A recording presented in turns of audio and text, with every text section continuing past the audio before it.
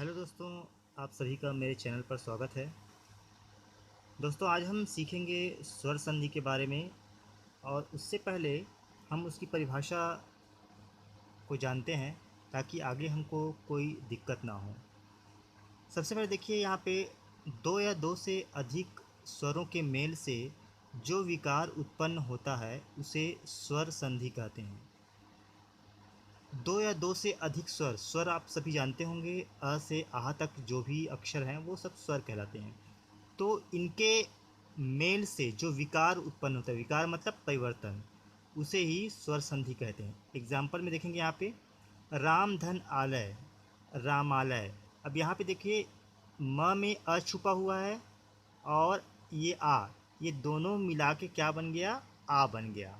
तो यहाँ पे दोनों मिला के क्या परिवर्तन हो गया है, तो इसी को विकार कहते हैं। दूसरे एग्जाम्पल में देखिए गणधन ईशः, गणधन ईशा में दोनों मिला के गणेशा हो गया। अब यहाँ पे देखिए अ प्लस ई दोनों मिला के क्या परिवर्तन हो गया, ए। तो इसी परिवर्तन को स्वर संधि के नाम से जाना जाता है। अर्थात जब स्वरों में परिवर्तन होता है तो उसे ही स्वर संधि कहा जाता है। चलिए आगे देखते हैं, हम इसके भेद के बारे में जानते हैं कि स्वर संधि के कौन कौन से भेद होते हैं।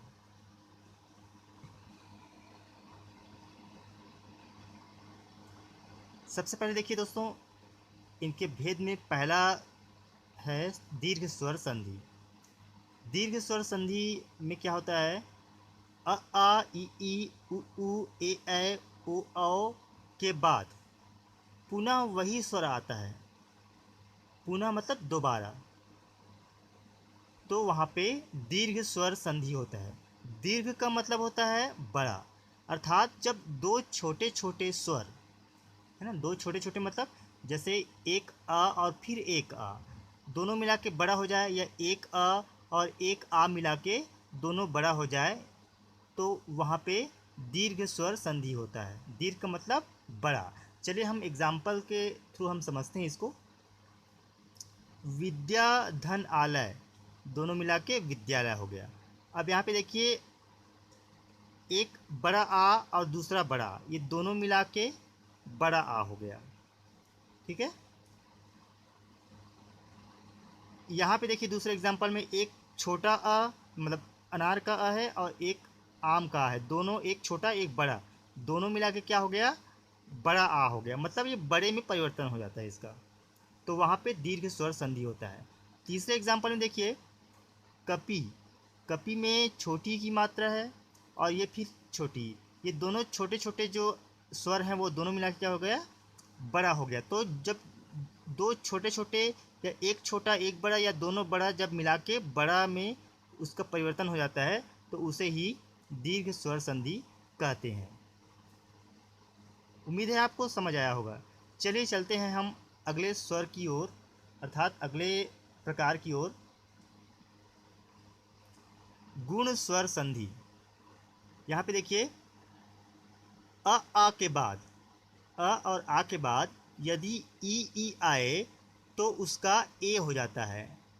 आ के बाद उ आए तो उसका ओ हो जाता है। और उसके बाद आ के बाद यदि री आए तो उसका अर हो जाता है। चलिए इसको हम एग्जाम्पल के थ्रू समझते हैं दोस्तों। जैसे सुर धन इंद्र, यहाँ पे मैंने बताया कि आ के बाद यदि ई आए, यहाँ पे देखिए सुर में र में क्या छुपा हुआ है, अ छुपा हुआ है। ठीक है। और ये क्या है, ई है। तो अ और ई है ना, आ के बाद यदि ई आए तो क्या हो जाता है, उसका ए हो जाता है। तो यहाँ देखिए ए हो गया, तो इसलिए सु और र, हमने सु और र लिख दिया यहाँ पे, और ई का क्या लिख दिया, ए हो जाता है। ई का क्या होता है, ए हो जाता है। तो हमने ई की जगह क्या लिख दिया, ए लिख दिया, और आधा न और ये द्र जो है हमने एज इट इज़ लिख दिया। तो इसका दोनों मिला के क्या हो गया, सुरेंद्र। ठीक वैसे ही दूसरा देखिए वन धन उत्सव, दोनों मिला के क्या हो गया, वन उत्सव। अब इसमें क्या देखा हमने कि आ के बाद यदि क्या आए, उ आए तो उसका क्या होता है, ओ हो जाता है। यहाँ पे देखिए यहाँ पे वन न में क्या है, अ छुपा हुआ है, और ये क्या हो गया, ऊ हो गया। तो आ के बाद यदि ऊ आए तो उसका ओ हो जाता है। तो याद देखिए व और न को हमने लिख लिया पहले, और उसके बाद ऊ की जगह क्या लिखिए, ओ लिखना है। तो ओ को कैसे लिखते हैं हम, मात्रा के रूप में। तो न में क्या लगा दिए, ओ की मात्रा लगा दिए इसको, ओ को। और ये बाकी जो बचा है आधा त स और व, ये हो गया दोनों सब मिला के वनोत्सव। तीसरा देखिए हमने कहा कि आ के बाद यदि री आए तो उसका अर हो जाता है। यहाँ पे देखिए, यहाँ देव में व में क्या छुपा हुआ है, आ छुपा हुआ है। अब उसके बाद क्या आ रहा है, री आ रहा है, तो री आएगा तो अर हो जाएगा। तो देखिए व के बाद री आ रहा है मतलब अर होगा। तो हम क्या करते हैं, सबसे पहले दे और व को लिख लेते हैं। ठीक है, दे और व को लिख देव को लिख लेते हैं। अब यहाँ पे ऋषि है, तो ऋषि को क्या लिखेंगे, अर लिखेंगे, अर। तो हम क्या करेंगे, देव अर, अर की मात्रा। यहाँ पे एक बात और क्लियर कर दूँ, अगर हम इसको थोड़ी देर के लिए भूल जाएं, सबसे पहले देव लिख लिए यहाँ पे, उसके बाद शी को लिख लिए एज इट इज़। अब ये री का क्या होता है, अर हो जाता है। तो हम इसको क्या करेंगे, अर की मात्रा के रूप में लगा देंगे। तो यहाँ पे देवर्षि हो गया। जैसे हम इसको देवरषि ऐसा, अर्षि ऐसा लिख सकते हैं। तो हमने क्या कर दिया, इसको अर की मात्रा के रूप में लगा दिया। तो इस तरह से ये देवर्षि हो गया। उम्मीद है दोस्तों आपको ये समझ आया होगा। तीसरे प्रकार चलते हैं, वृद्धि स्वर संधि। देखिए यहाँ पे अ के बाद, आ के बाद यदि ए आए तो वहाँ ए हो जाता है। आ के बाद यदि ओ और अ आए तो उसका अ हो जाता है। देखिए एग्जाम्पल में हम आपको समझा रहे हैं। देखिए ए क में क्या छुपा हुआ है, अ छुपा हुआ है। ठीक है, और इसके बाद क्या है, पहला अक्षर इसका दूसरे पद का ए है। तो आ के बाद यदि ए आए तो क्या होता है, ए हो जाता है। ठीक है, ए हो जाता है। तो हम क्या किए, सबसे पहले ए और क को लिख लेते हैं। यहाँ पे ए और क को लिख लिए। अब ये ए आए तो ए को क्या लिखेंगे, ए लिखेंगे। अब ए को कैसे लिखते हैं, मात्रा के रूप में लिखते हैं। तो एक में हमने ये ए की मात्रा लगा दिया, और क बस बचा, इसको क लिख दिया, तो एक का एक हो गया। ठीक है, उसके बाद दूसरा एग्जाम्पल देखते हैं, परम धन औषध। हमने यहाँ पे देखा कि आ के बाद यदि ओ या औ आए तो वहाँ अ हो जाता है। देखिए परम में म में क्या हुआ है, अ लगा हुआ है। ठीक है, अ लगा हुआ है। अब उसके बाद यदि अ आए तो क्या हो जाता है, उसका अ हो जाता है। तो हम परम को लिख देते हैं एज इट इज़। अब अ को कैसे लिखेंगे, अ की मात्रा जैसा। ठीक है, आ के बाद यदि अ आए तो उसको अ लिखते हैं। ठीक है, तो हम क्या कर दिए, परम लिख दिया, उसमें अ को मात्रा के रूप में लिख दिए, और श और ध बचा उसको शद, परमौषध। ये हमारा कंप्लीट हो जाता है।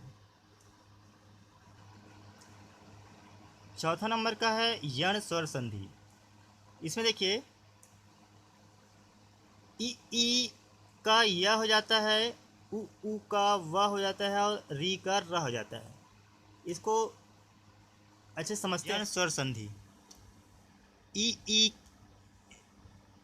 का य हो जाता है, उ का व हो जाता है, और री का र हो जाता है। इसको देखिए एग्जाम्पल के थ्रू समझते हैं। यदि धन अपि, यहाँ पे समझना बहुत आवश्यक है। यदि ई के बाद कोई दूसरा स्वर आता है तो ई का क्या हो जाता है, या हो जाता है। क्या हो जाता है, या हो जाता है। यहाँ पे देखिए हमने यहाँ पे लिखा है ई का या हो जाता है। तो यहाँ पे देखिए यदि में ई के बाद क्या आ गया है, आ गया है, तो इसका क्या हो जाएगा, ई का या हो जाता है। मतलब या और द को हमने लिख लिया, और ई की जगह क्या लिखे, हम या लिख दिए, और पी का पी एज इट इज़ उतार दिए। ठीक है, दूसरा देखिए उ का वा हो जाता है। यहाँ पे देखिए सु में उ है, और उसके बाद यदि कोई दूसरा स्वर आता है तो क्या हो जाता है, उ का वा हो जाता है। तो यहाँ पे देखिए स को हम एज इट उतार लेते हैं। अब यहाँ पे आधा स्वर स कैसे आया है वो ध्यान से सुनिए। यहाँ पे जब हम स्वर को हटाएंगे तो यहाँ पे सिर्फ आधा बचता है। कोई भी जो व्यंजन होता है वो स्वर से मिलकर बना होता है। यदि हम वहाँ के स्वर को हटा दें तो वहाँ पे आधा ही अक्षर बचता है, इसलिए हम यहाँ पे आधा लिखे हैं। और ऊ की जगह क्या लिख दिए, व लिख दिए। और आ की मात्रा इसलिए क्योंकि यहाँ पे आ की, आम का आ है, ये मात्रा बदल जाएगा तो आ की मात्रा हो जाएगा, और गत को एज इट इज़ लिख देंगे तो स्वागत हो गया।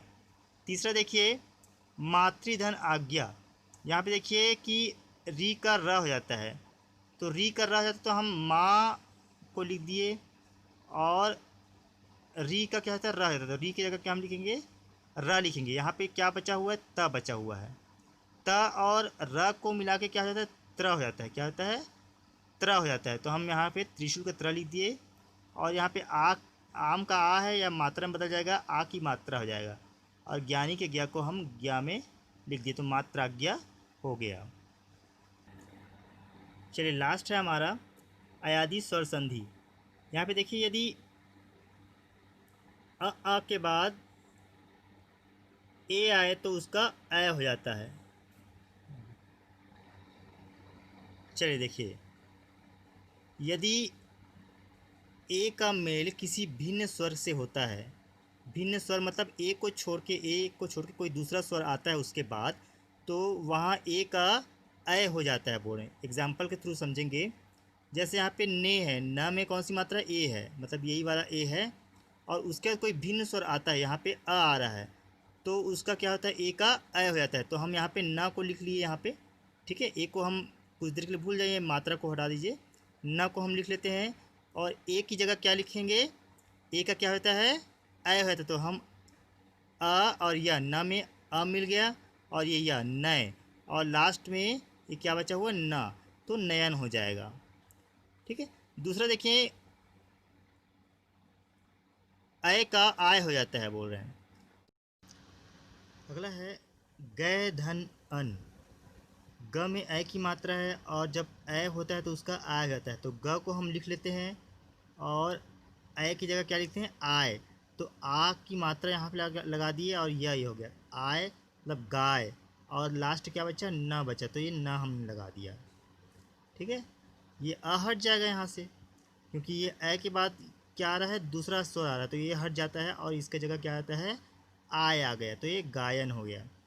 तीसरा देखिए पो धन अन। यदि ओ के बाद कोई भिन्न स्वर आए तो क्या होता है, ओ का क्या होता है, अ हो जाता है। ठीक है। तो हम प को लिख दिए यहाँ पे, और ओ की जगह क्या लिख दिए, अव। ठीक है। और यहाँ पे न का न लिख दिए, तो पवन हो गया। अगला है पौ। तो औ के बाद यदि कोई भिन्न स्वर आए तो क्या होता है, आ हो जाता है। पौ औ का क्या होता है, आ हो जाता है। तो प को हम एज इट लिख दिए, और औ का क्या लिखेंगे, आओ लिखेंगे, तो ये आ, और ये व पाव, और न बजा उसको न लिख दिए, तो पावन हो गया। इस तरह से दोस्तों उम्मीद करता हूँ कि आप सभी को समझ आया होगा संधि। यदि नहीं समझ आया, कुछ डाउट होगा, तो कमेंट बॉक्स में मुझे कमेंट करें, और साथ ही मेरे चैनल को सब्सक्राइब करें, और लाइक भी करें, और नोटिफिकेशन बेल को भी दबाएं, ताकि मेरी अगली आने वाली वीडियो आपको सही समय पर मिल जाए। धन्यवाद।